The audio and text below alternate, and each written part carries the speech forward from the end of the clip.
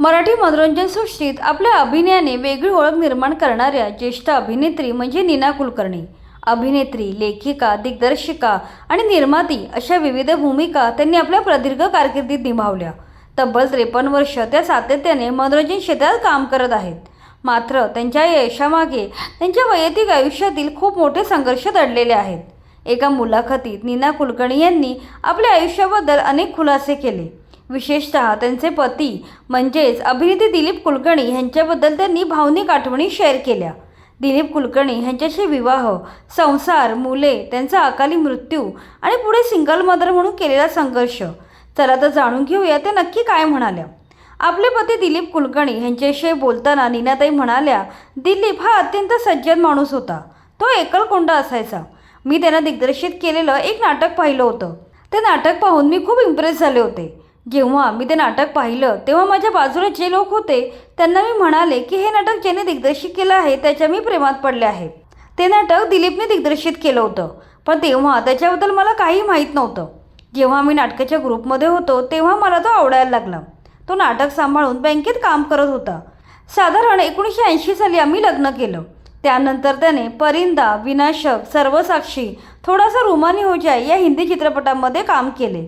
याशिवाय चौकट राजा, आई, विनायक या मराठी चित्रपटांमध्ये देखील त्याने काम केले। आम्ही आई या चित्रपटात आणि नायक या मालिकेत एकत्र काम केलं होतं। विशेष म्हणजे त्याने आपली बँकची नोकरी शेवटपर्यंत कायम ठेवली।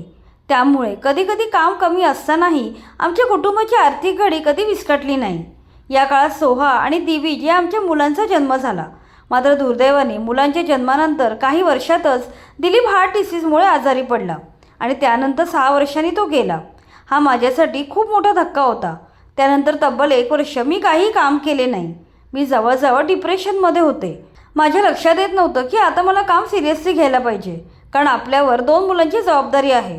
पण माझं मन कशातच लागत नव्हते। माझी अवस्था पाहून माझ्या 2 मैत्रिणी चित्रा पालेकर आणि दीपा लागू या मला लँडमार्क फोरम नावाच्या एका ठिकाणी घेऊन गेल्या।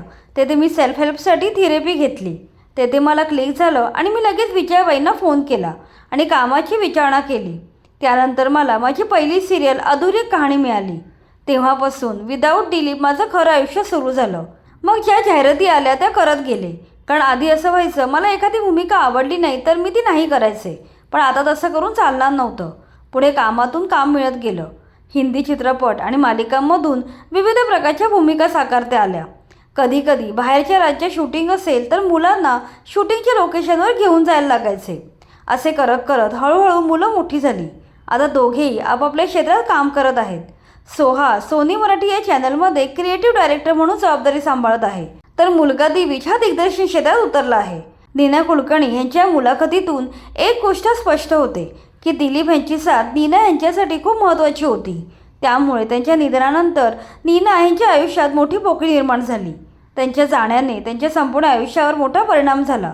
मात्र या कठीण काळातून नीना कुलकर्णी हळूहळू सावरल्या। 2 मुलांची जबाबदारी सांभाळत त्यांनी पुन्हा कामाला सुरुवात केली। आज 53 वर्षांच्या प्रदीर्घ कारकिर्दीनंतरही त्या मनोरंजन क्षेत्रात सातत्याने काम करत आहेत।